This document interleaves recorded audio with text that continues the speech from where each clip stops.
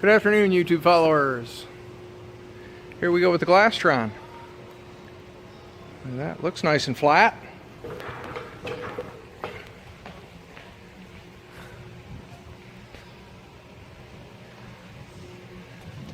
That's a nice looking bimini top. 8 feet from front to back.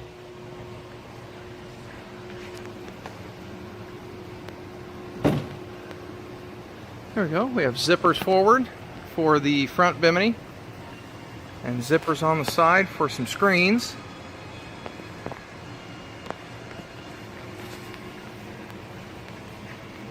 There we go. Took me about 4.5 hours to make that. Thanks for following along. Good morning, YouTube followers. Here we are continuing on the Glastron and the forward bimini. And we've got it clamped and marked for the front bow.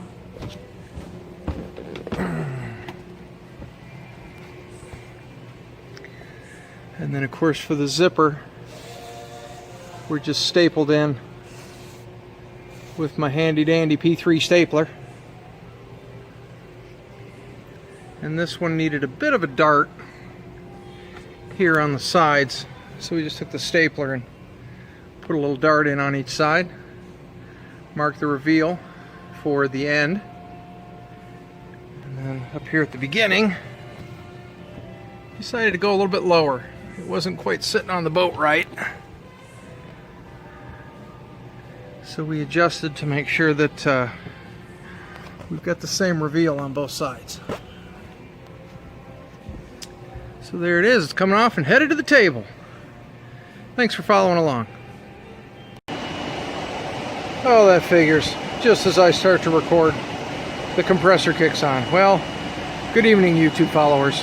We're going to struggle on through today's project. We got back around to the Glastron, and we got it finished.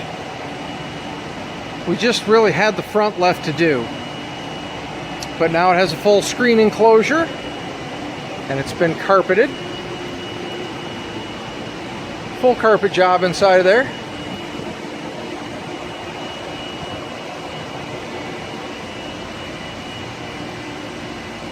And now the boss has decided he's going to sell it. So if you know anybody that's looking for a nice little scoot about with a full screen enclosure, this is basically a Lake Mead camper is what it was going to be, was for overnight trips. But the boat is really clean.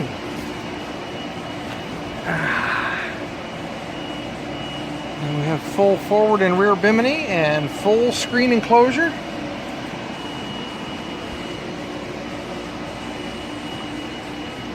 And the power plant. This is a 5-liter Volvo Pinto. And it's been, the boss has equipped it with a float charger and dual batteries and the dual switch and all sorts of goodies. I was just excited to get this one checked off the list.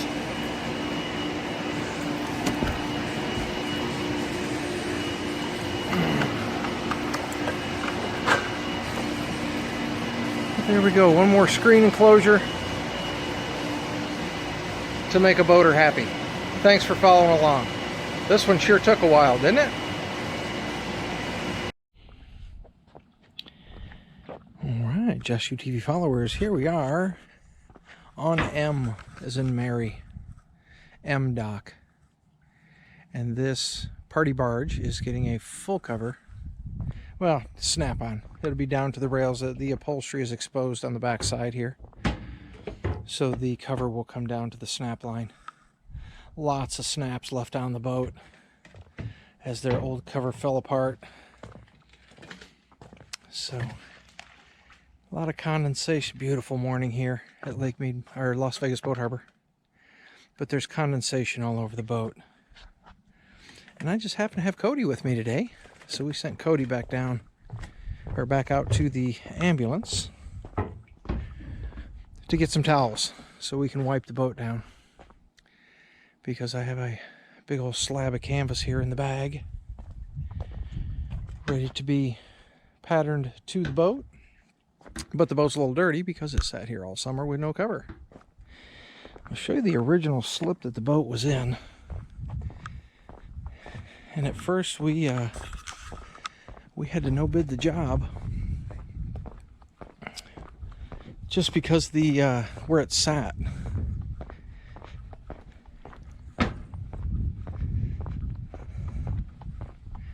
Come across the way here. This is the main dock that goes, that's M and N, or N dock out there. And then that goes back toward the clubhouse. And then this is F. And they were in F4. And I just can't make patterns on a dock that small. Falling into the water is not really an option. So, and I think these came from Echo Bay. This set of docks came from Echo Bay when Echo Bay was dissolved. I guess that's the story that I got. That's why they're a totally different kind of dock, where they have proper dock, finger dock, proper dock, finger dock. So we told him we could do the boat, but he'd have to get it moved. So he worked with the marina and got out of F4 and over to M15. Well, there's a cover for you. I didn't make that one, I promise you. There's another mail order cover. You can tell the mail order covers when you see them, can't you? Now there's a proper one. So, back at task. The boat owner was able to get the boat moved over here to M15, and it was just for us to do the cover on it, but now he likes it over here, so he's trying to keep the boat. It's the end of the season, so a lot of boats are getting winterized and pulling out, and people that don't want to pay for the slip for the whole winter, well, they give it up. So he's trying to get himself into one of these fine proper docks. Oh, look, there's the one across the way is the same way. That's an old Echo Bay dock.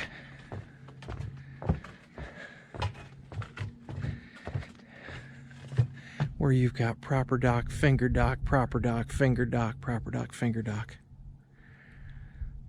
I don't know what I'd like that. Of course, I suppose you're not at the dock all day. So here we are with the party barge. Let's see, the first order of business was to get the vents up. Equally spaced, centered down the boat. Then we'll have to get the boat wiped off because there is no access to the rear of the boat. And I just don't feel like flipping the boat around in the slip. We could. There's probably enough dock line that we could flip the boat around and bring it in tail first, which would, you know, make it easier to do because there's a little bit of a stub up here to stand on. But either way, we'd have to finagle around not having full access to all four sides of the boat. So what we'll do is just put the pins on, and then I'll start on the back. We'll get it centered and laying on the canvas, and I'll snap it on. There are going to be snaps off the back of the boat, and we'll snap it on and pull it forward and work from there. Again, it doesn't have to fit like a fine dress. It's just a cover for birds to poop on, so that he can get in the boat, pull the cover off, throw it in the dock box, get in the boat, and go. I want to wipe it down. So there we go. Hope Cody's coming back up here pretty quick so we can get going. Thanks for following. All right, here we are back out on M dock with the Regency pontoon. And Cody is taking off the last of the snaps on the side. We have the pattern complete.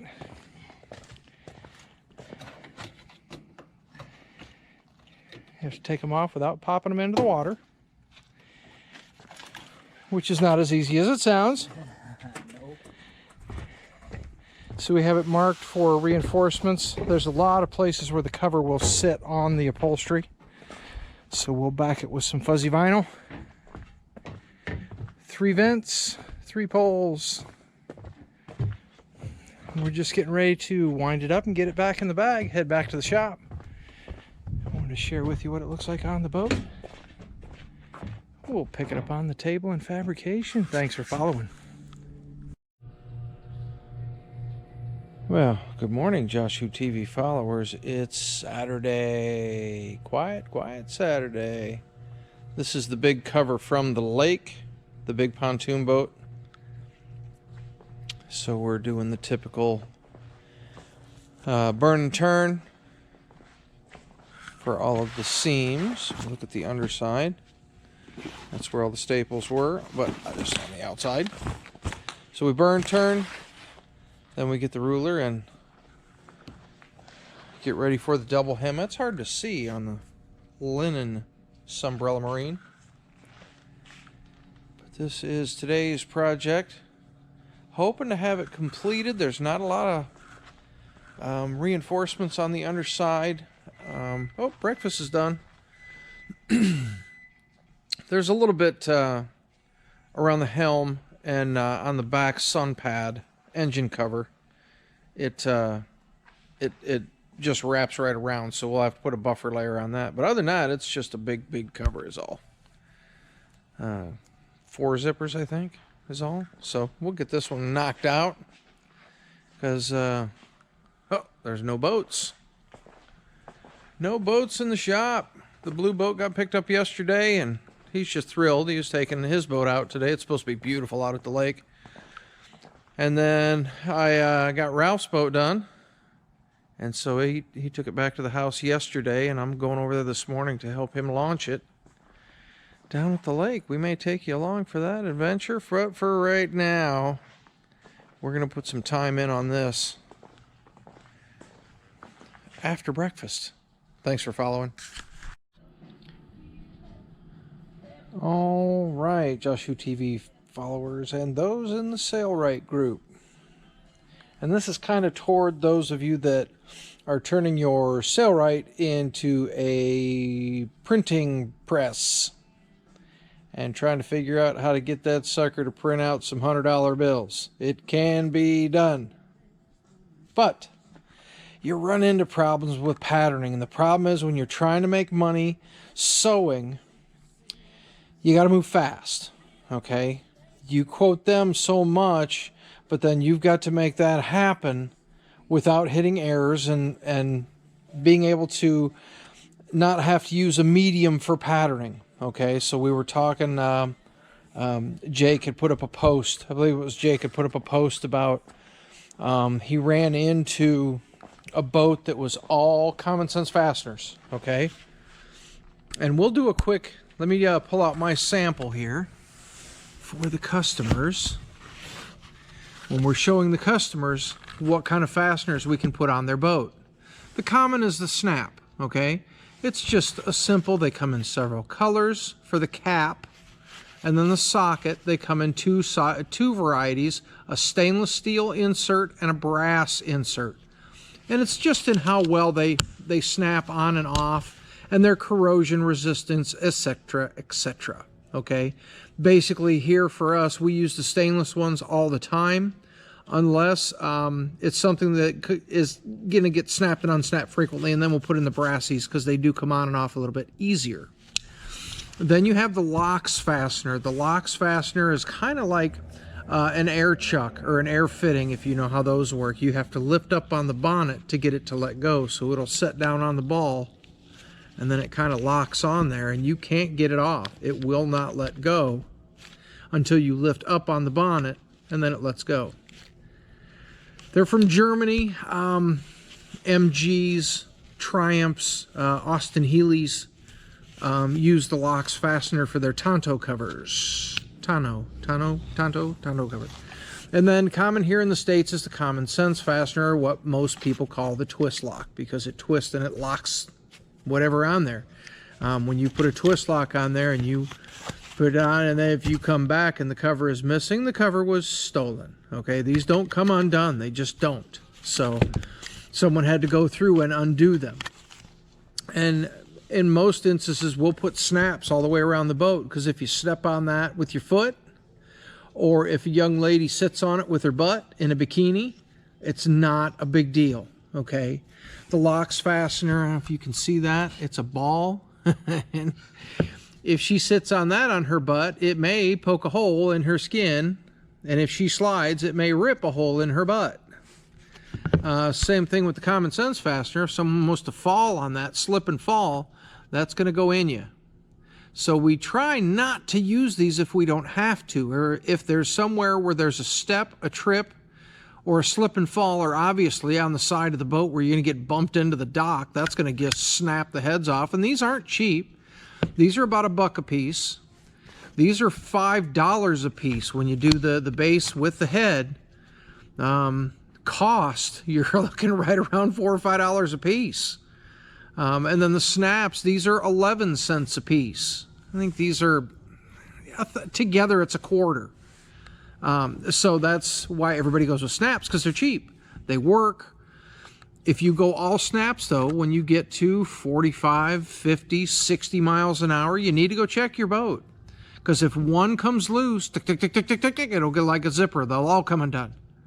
That's why for our covers, we'll go all the way around with snaps and then put a twist lock in each corner just to keep it attached to the boat. If it gets caught in a monsoon and a severe downdraft or whatever is in your area, hurricane force winds will undo the snaps, but they have to rip that clean out of the boat. There'll be a hole in the boat where it was, or there'll be a chunk of fabric left still hanging on, but the cover's gone, but this little chunk of fabric will still be hanging on to that twist lock. So they're great for that. But what do you do when the whole boat is twist locks? The whole boat. They ask you, hey, can you make me a cover? Sure, you betcha. You go over, you look at the yardage is right, $1,100, I'll make you a cover out of quality sunbrella with quality Tanara thread. Okay, do it. Now, how do you make your pattern? I don't have time at doing between $800 and $1,200 for the cover. I don't have time to take heavy plastic. That's like the home store. You get that in a big fat roll. That's at 20 feet wide by 100 feet long. And great for patterning. Other people use Tyvek house wrap from the home store. Sailrite will sell you, come around here to my stock, I don't want to make you dizzy. We'll sell you Durascrim.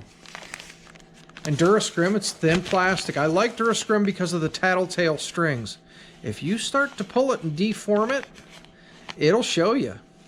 The thing I don't like about it is it's so thin that you can't pull staples out. If you staple it like we normally do with a cover, tick, tick, tick, tick, and make a stitch line like, you know, for your sewing, and it's wrong, you can't rip it apart and try it again. That's what I don't like about Durascrim. But if you try and distort it diagonally or pull it or stretch it, the plastic really won't tell you. The Durascrim will. So when I do isinglass or clear vinyl, and I have to do templates, I'll use Durascrim because all those tattletale strings will really help you. So what would you do if the whole boat you want to do it all in one shot? So normally we would use our quick fit pins. Right? To snap to the stud, because that would be what the whole boat would be studs. So we would snap to the boat with a pin and then top it off with a top hat, and that would tell us exactly where the snap line of the boat is, so that we could come back. This is the big cover from the Pontoon out on what's it, M dock, I think. And we did the staple out on the dock, then we came back, we burned it stout.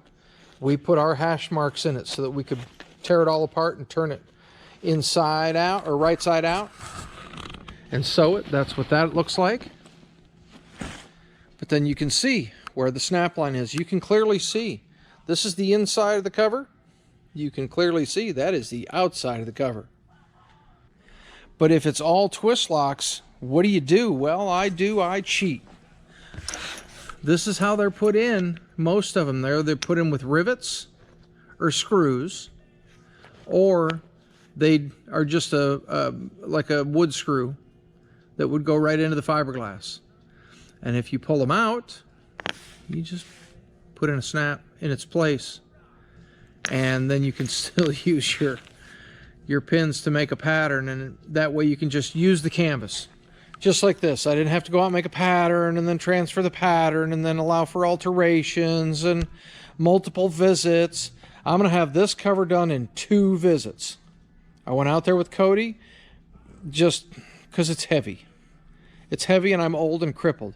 So they sent me out with Cody so he could help me get it on the boat and get it straight and squared and help me out so it fall in the water. Bring it back here. I'll do the burn and turn. I'll do the double under hem, and I'll have it done, and then we'll go out and put it back on the boat and be finished. So in 2 trips I got that done. 2 trips, and let's see, it's gonna take probably 6 hours. It took me 3 hours to make the pattern. Probably take me 6 hours to sew, and then an hour to put all the snaps in. So, but he'll get charged for another trip, another hour, for taking the canvas crisis unit down to the lake. But that's how you would get around that if you're trying to make a pattern out of the canvas. I don't want to have to deal with other materials and do it the long way. That adds too much time. If I want to come in with this quote and get this job done and the next job done and the next job done, you got to kind of coordinate things together. And you can see there's a lot of pins in that boat, and these things are not cheap. And the last guy here stole about a dozen from me, maybe more. But I still have some here in the... I could go out and probably do another boat. It couldn't be a big boat, but I could do a whole nother boat, because that's what we do. We do canvas work. So that's the #1 tool for me. And trying to pattern a boat without them is just, you know, what are you going to do? Clamp it? Another sampler I put together for the customer is to show them what we use the term generically, but it is a copyright. It's kind of like all jacuzzis are hot tubs, but not all hot tubs are jacuzzis. So Ketter and Ketter rail is kind of a term we whip around, but Sailrite calls it Flexarail. And the Flexarail, you can heat it with a heat gun and bend it around complex angles. That's why it's mostly used in marine, because you can bend it quite easily up over your radar arch. And then the Ketter rope has got the profile where it slides up in the track. A lot of you see it on awnings for over businesses or on the side of a camper. We just say Ketter. Ketter rope, Ketter rail. The hard version would be, it's made of aluminum. And you can get the relief off in different directions. At a straight 90 or at 180, you can get that gap at a couple of different angles in the aluminum. Really good for straight runs if you're doing, you know, if you're going to hang things from, say like a hard structure on a houseboat is where we use this the most. When I was making awnings up in the Northwest, we used it for, just like it is awning track. So we could get a good clean pull on the canvas as it came down around the frame and tucked it up underneath. And then we just use screws and a piece of flat stock to like hold that canvas nice and tight and use the shrink in our favor. But that's why you would use, and again, a lot of times here when we're making screen enclosures on the houseboats, we'll hang from the Ketter and then sew a zipper to it, so that if the zipper is, or if the panel is damaged, they can just unzip the panel. They don't have to take the Ketter down and try and figure out how to slide the Ketter rope out of the end of the track and all that. It's just unzip the panel. The zippers are like 10 bucks. So it's a lot easier for me to go ahead and make the whole panel with zippers so that they don't have to bother with the Ketter. If the zipper gets damaged, then the Ketter has to be removed, of course, but And then we always use a screw to anchor in the ketter so that it doesn't slide in or out, because again, the canvas will stretch and shrink and expand and contract, and so we want to keep it right where it belongs. There you go. Ketter rope, ketter rail, flexor rail, awning track, whatever you want to call it.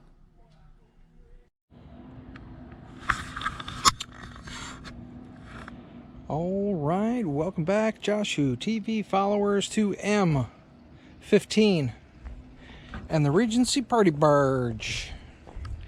And she's wearing her new cover. Ain't that a beauty? Of course, the sticks are adjusted up really tight just to give it a good stretch and get all the wrinkles out.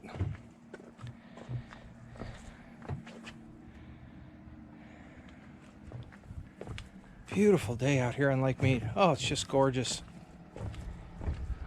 On a Tuesday. Horrible place to be having to make a living.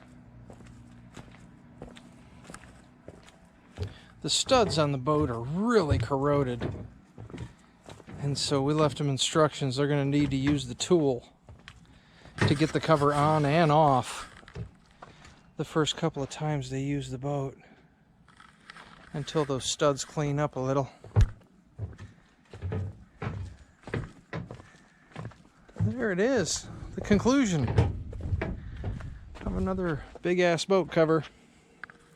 And again, here in the middle of the desert, it's mostly sun and dirt that we're trying to keep off the boats. I don't have a whole lot of pitch. I could have run those sticks up a lot higher to create a whole bunch of pitch. Now, if the boat was going to Oregon or Washington or even up to Utah, where they deal with snow load, I would have put those up a little bit higher and run a little bit more pitch. But here it's not really necessary. If it gets caught in a monsoon, it's going to puddle and make a pond no matter what you do. But generally, the wind and the sun are the two biggest enemies here on Lake Mead. Well, and there's always the hazard of not paying your slip rent and you get chained to the dock. But that's it. Another beautiful day out here. Another beautiful boat with a beautiful cover. Now we're going to head up to, I think it's B dock, and work on low and slow. I want to thank you for following along.